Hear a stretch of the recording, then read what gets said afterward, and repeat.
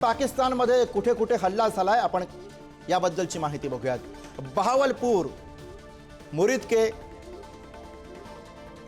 चकअमरू, सियालकोट या ठिकाणी प्रामुख्याने हल्ला केला गेला। त्याचबरोबर भिंबेर, गुलपूर या ठिकाणी सुद्धा हल्ला केला गेलाय। त्याचबरोबर कोटली आणि मुझफ्फराबाद या ठिकाणी सुद्धा भारताने एअर स्ट्राईक केलेला आहे।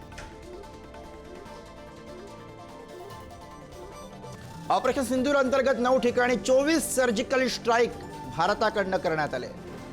अहमदपूर पूर्व या ठिकाणी 4 हल्ले केले गेलेत। मुझफ्फराबाद मध्ये 7 हल्ले करण्यात आलेले आहेत।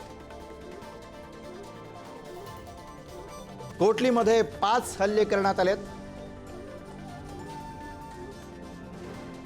मुरीदके या ठिकाणी 4 हल्ले केले गेलेले आहेत। सियालकोट मध्ये 2 हल्ले करण्यात आले।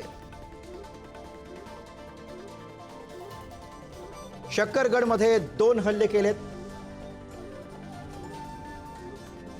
लोहारा मध्ये 2 हल्ले करण्यात आले। दरम्यान या हल्ल्यासाठी भारताने कोणकोणती अस्त्र वापरली ते आपण बघूयात। सगळ्यात महत्त्वाचं म्हणजे राफेल हे लढाऊ विमान भारताने वापरलं। त्याचबरोबर स्कॅल्प क्रूज मिसाईलचा वापर भारताकडून करण्यात आला। त्याचबरोबर हॅमर बॉम्बचा वापर सुद्धा या कारवाईमध्ये प्रामुख्याने भारताने केलाय।